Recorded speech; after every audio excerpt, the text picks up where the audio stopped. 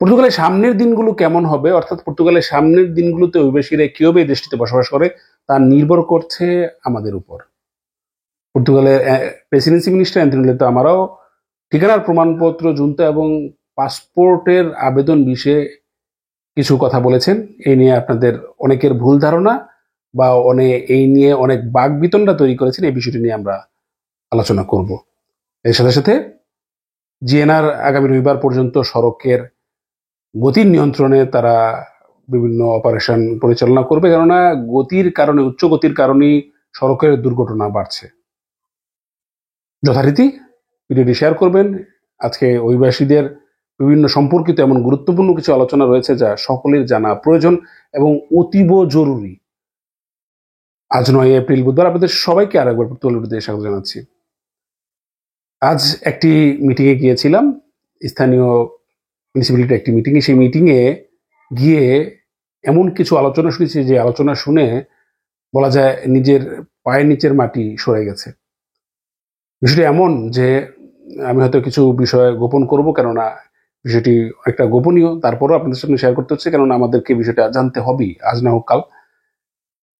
বিষয়টা হচ্ছে যে আমাদের যে অভিবাসী অধ্যুষিত অঞ্চল মাতৃমুনিস এবং রদবেন ফরমোসো, সেই অঞ্চলে বিদেশি নারীরা বিভিন্ন হেনস্থার শিকার হয়েছেন। এমনকি তাদের গায়েও হাত দেওয়া হয়েছে, এমনকি তাদের সাথে এমন কিছু আচরণ করা হয়েছে যা তাদের জন্য অসম্মানজনক। এমনকি রদবেন ফরমোসোতে দেশি বিদেশি যেই নারীরাই যান তাদের দিকে কটু দৃষ্টিতে দেখা হয়। এটা বলা যায় একটা তাদের হেনস্থা করার মতো। নিশ্চিতভাবেই এই বিষয়টিকে অথরিটি সামনে নিয়ে আসতে চান না, কারণ আমরা জানি যে কট্টর ডানপন্থী গ্রুপ এই ধরনের বিষয়গুলো পেলে তারা একটা প্রোপাগান্ডা ছড়াবে। তো যেহেতু যাতে এই প্রোপাগান্ডা না ছড়ায়, আমাদের দেশীয় বিদেশি স্বদেশী সবার উপরে যাতে এই জিনিসটা না আসে, তো সেই দৃষ্টিকোণ থেকে তারা চাচ্ছেন যে এই বিষয়টাকে একটা গণ সচেতনতা তৈরি করতে।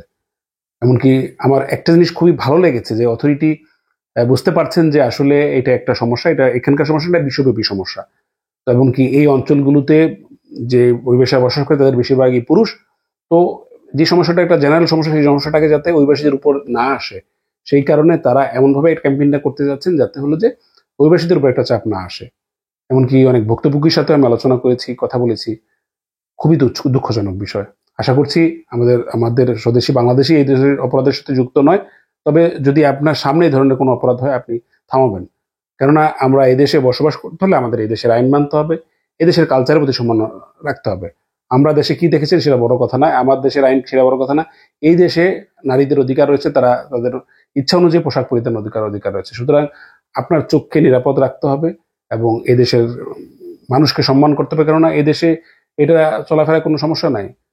যদি অন্য অঞ্চলে নারীরা যে পোশাক পরে স্বাভাবিকভাবে চলাফেরা করতে পারে, এইখানেও চলাফেরা করতে, এটা তাদেরই দেশ, তাদেরই অঞ্চল। সুতরাং আমাদের এই বিষয়ে সচেষ্ট হতে হবে। আমি মনে করি আমাদের দেশের মানুষ এর সাথে যুক্ত নয়, তারপরও আপনারা একটু সচেষ্ট থাকবেন যাতে হলো নারীদের এই ধরনের আচরণ না করা হয়। এমনকি যারা দেখছেন বিষয়টি সবাই শেয়ার করবেন। এমনকি যখন আপনার সামনে দেখুন নারী যায়, যদি আপনার সহকর্মী বা আপনার সাথে যারা থাকে তারা যাতে তাদেরকে বিষয়টা শেয়ার করবেন যে ভাই আমাদেরকে এভাবে চলতে হবে। এমনকি আমাদের মসজিদগুলোকে চাই না, যদি মসজিদ কর্তৃপক্ষ এই বিষয়গুলো দেখেন, যদি আমাদের ইমাম সাহেবরা দেখেন, দয়া করে এগুলি খুতবাতে বলবেন যাতে হচ্ছে বিষয়টা সমস্যা এড়ানো যায়। আপনারা জানেন আমরা সাধারণ পর্তুগিজ মানুষরা কিন্তু আমাদের পক্ষে রয়েছে। হয়তো কট্টর ডানপন্থী 2019 সাল থেকে কট্টর ডানপন্থী গ্রুপের আবির্ভাবের কারণে আমাদের প্রতি ঘৃণা বাড়ছে। তবে এর জন্য আমাদের অ্যাক্টিভিটি দেয় যে দেখুন এই অঞ্চলে তারা এই সমস্যার শিকার হচ্ছে, তারা এই বিষয়টা বলেছে। তো এই বিষয়টা যদি সামনে আসে তাহলে কি পরিস্থিতি সৃষ্টি হবে। সুতরাং স্থানীয়ভাবে প্রশাসন অনেকভাবে আমাদেরকে অনেকে হেল্প করে। আমরা চাইবো যে আমরা যাতে পরিবর্তন হই এবং সবাই যাতে সচেষ্ট হয়ে, যাতে এই ধরনের কোনো অপরাধ দেখলে যাতে আমরা সেটাকে থামাই, প্রতিরোধ গড়ে তুলি, তাহলে আমাদের জন্য এখানে বসবাস করা অনেকটা সহজ হবে। এছাড়াও আরো বেশ কিছু বিষয় রয়েছে, আমরা সামনে পরবর্তী ইয়েতে বলবো। এদিকে আপনারা একটা খবরে যে পর্তুগাল সরকার কঠিন হচ্ছে, যে তারা পাসপোর্ট বিষয়ে কঠোরতা আনতে যাচ্ছে, তারা ঠিকানার পরিবর্তন বিষয়ে, ঠিকানার প্রমাণপত্রের বিষয়ে কঠোরতা আনতে যাচ্ছে, জুনতার বিষয়ে। দেখুন এই বিষয়টা হলো তারা বর্তমানে সরকার আছে, কিন্তু এই সরকার অ্যাক্টিং সরকার।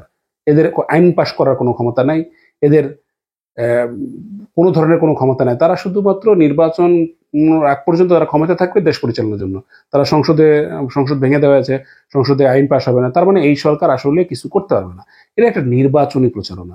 এমনকি এই সরকারের ইতিপূর্বে নির্বাচনী প্রচারণায় এই বিষয়টা ছিল। ধরুন কট্টর ডানপন্থী দল শেখা, তারা বলেছে যে আর আসলে অভিষেকে বের করে দিবে, পাসপোর্ট আইন 10 বছর দিবে, এটা তারা আগে বলেছিল।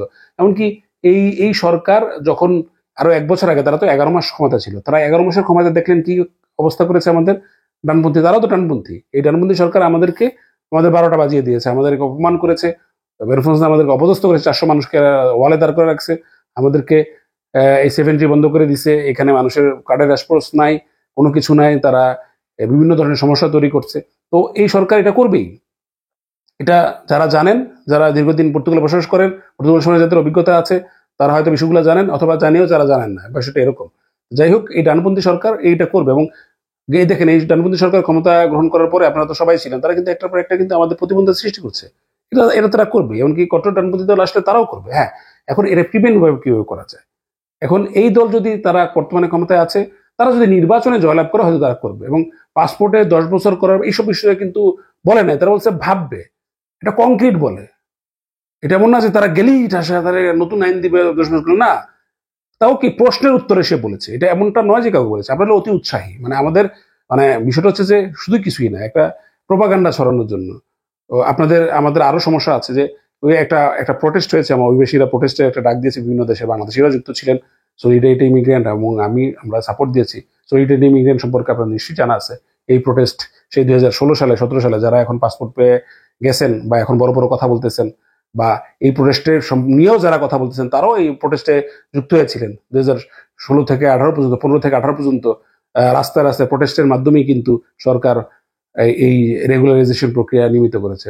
ইউরোপে প্রতিবাদ করা অপরাধ না, ইউরোপে অপরাধ হচ্ছে যে জুনতা জালিয়াতি করা, ইউরোপে অপরাধ হচ্ছে যে এই যে ডকুমেন্ট জালিয়াতি করা, ইউরোপে অপরাধ হচ্ছে যে মানুষকে শোষণ করা, ইউরোপে অপরাধ হচ্ছে সরকারকে ট্যাক্স না দেওয়া, ব্যবসা করা, সরকারকে ট্যাক্স না দেওয়া, ইউরোপে অপরাধ হচ্ছে যে আপনার প্রতিষ্ঠানে কাজ করে লোকদেরকে, এদেরকে শোষণ করা, 2 নম্বরই করা, জালিয়াতি করা, এদেশের আইন না মানা, এগুলো হচ্ছে অপরাধ। আমরা এগুলোর দিকে সমস্যা নজর দেই না, আমরা নজর দিই এগুলোর দিকে। প্রতিবাদ করা কোনো অপরাধ নয়, আপনার আইনি অধিকার আদায় আপনি প্রতিবাদ করতে পারেন। আপনারা প্রতি সপ্তাহে, আপনারা তো খবর রাখেন না, প্রতি সপ্তাহে একটা না একটা প্রতিবাদ হচ্ছে, যে কোনো শহরে সবই জায়গায়। প্রতিবাদ করা কোনো অপরাধ নয়, আপনি প্রতিবাদ করতে হবে। এখন ইসলাম ফোবিয়া বাড়ছে, আপনারা ফিলিস্তিনি বিষয়কে করতেছেন না, ইসলাম ফোবিয়া বাড়ছে। তো ইসলাম ফোবিয়াতে কই এই বিষয়টা কেউ খেয়াল করেন না, এ বিষয়ে কেউ কথা বলেন না, আমরা যাই না, আমরা তো যুক্ত হই, প্রত্যেকটা আন্দোলনে আমরা যুক্ত হই, প্রত্যেকটা স্টেপে আমরা যুক্ত হই, যেটা আমাদের জাতীয় বিষয় আছে সেই বিষয়গুলোতে আমরা যুক্ত হই, এবং অ্যাসোসিয়েশনগুলো, বড় বড় অ্যাসোসিয়েশনগুলো সেখানে যুক্ত হয়। এটা হচ্ছে যে এই বিষয়গুলো আসলে সবাই বোঝেন, এটা নিয়ে অনেকে আমার কনসার্ন নিয়েছেন, জানতে চেয়েছেন, কে না কে কি ফেসবুকে লিখেছে আমি জানি না, বা আমার কাছে কনসার্ন নিয়েছেন যে ভাই অনেক মানুষ এই জিনিসটা বলতেছে প্রোটেস্টের সাথে কোনো সেটা সম্পর্কিত না। এই সরকার এটা নির্বাচনী প্রচারণা তারা করতেছে, তারা যদি ক্ষমতায় যেতে পারে তাহলে এটা করবে। এখন এখন আপনারা যদি মানে অপরাধ করতেই থাকেন, যে সঠিকভাবে থাকবে, সঠিক আইন মেনে চলবে, তার জন্য কোনো সমস্যা নাই, যেই দলই থাকুক না কেন। সেই জন্য আমরা এই দেশে আসছি, এই দেশের আইন মানতে হবে। যেটা বললো গতকালকে এই বিষয়ে অনেক বলছি, কমন যে পাবলিক ট্রান্সপোর্ট থেকে শুরু করে সবকিছুতে গতকালকে কিন্তু বলে দিয়েছি সেই বিষয়গুলো, এই বিষয়গুলো করতে হবে। আজকে এই যারা অপরাধের সাথে যুক্ত আছে তাদেরকে বঞ্চিত কমিউনিটি থেকে তাদেরকে আলাদা করে দিতে হবে। যারা অপরাধী তাদের সাথে সম্পর্ক ছিন্ন করতে হবে, যারা অপরাধী তাদেরকে আইনের আওতায় দিতে হবে। অনেক অপরাধ সংঘটিত হয়, আপনারা দেখা যাচ্ছে যে কেউ পদক্ষেপ নেন না, বলেন না, বা অভিযোগও করেন না। অপরাধীকে অপরাধের সাজা পেলে তাহলে দেখবেন যে আমাদের জন্য সমস্যা হবে না। আমরা যারা দেশের নিয়ম মানি, ট্যাক্স কন্ট্রিবিউশন করে আমরা স্বাভাবিকভাবে আছি, আমাদের জন্য কোনো সমস্যা নাই। যেই সরকারের কাছে আমাদের কোনো সমস্যা নাই, কোনো সমস্যা নাই। এবং এমনটা না যে এই সরকার আসলেই পাসপোর্ট করে ফেলে, এত এত সহজ না কিন্তু।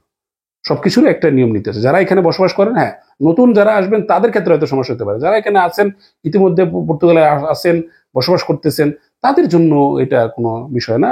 নতুন যারা আসবে তাদের জন্য হয়তো সরকার পরিকল্পনা করে। এত সহজ না যে ঠাস করে এই বাই রাতারাতি কোনো আইন পরিবর্তন হয় না। এবং আগামী নির্বাচনেও যে পরিস্থিতি আমরা দেখছি, একটা সরকার, মেজরিটি সরকার আসা খুবই কম। তো বর্তমান পরিস্থিতি অনুযায়ী হয়তো আসতে পারে, বাট বর্তমান পরিস্থিতির মেজরিটি সরকার আসতে পারবে না। যদি মেজরিটি সরকার না আসে, বাম দলগুলোর অনেকটা প্রাধান্য থাকবে, তো এত সহজ হবে না। যাই হোক, বাম দলগুলো আমাদের পক্ষে আছে, তো প্রোপাগান্ডা ছড়ানোর কোনো কিছু নাই। স্বাভাবিকভাবে এই দেশের নিয়ম মেনে, শুধু শুধু বিরোধিতার জন্য বিরোধিতা না, একটা কংক্রিট বিষয় নিয়ে আলোচনা করবেন, মানুষের পাশে থাকবেন। কেননা অনেক মানুষ শোষিত হচ্ছে, মানুষের সহযোগিতা করা দরকার। যে যার মতো হয়েছে, আমাদের বাংলাদেশি ভাইদেরকে সবাই সহযোগিতা করেন, আমরা সবাই মিলে একটা সুন্দর কমিউনিটি গড়তে পারি। আমি আমার মতো আমি চেষ্টা করছি, আমি আমার মতো চেষ্টা করছি, আপনি আপনার মতো চেষ্টা করুন।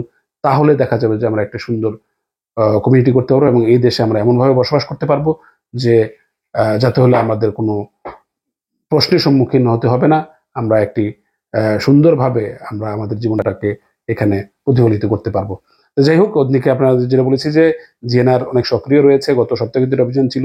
আজকেও তারা জিএনআর বিভিন্ন রাস্তায় তারা বিভিন্ন যন্ত্র বসিয়ে রেখেছে, যেটা হচ্ছে তারা গতি নিয়ন্ত্রণ করবে। কেননা ইদানিংকালে উচ্চ গতির কারণে অনেক বেশি দুর্ঘটনা খবর পাওয়া যাচ্ছে। সুতরাং চেষ্টা করবেন যাতে হচ্ছে যে যারা গাড়ি নিয়ে বের হন, বিশেষ করে ড্রাইভ করেন বা রাস্তা চলাচল করেন, এই বিষয়টা নজর দিতে। এমনকি তারা জরিমানা করছে এবং গাড়িরও চেকিং করছে। গতকাল প্রায় পর্তু এরিয়াতে প্রায় 15,000-এর বেশি তারা ভেরিফিকেশন করেছে। সুতরাং এ বিষয়ে আপনি সচেষ্ট থাকবেন এবং চেষ্টা করবেন যে সবসময় এই দেশের আইনের প্রতি শ্রদ্ধাশীল হতে।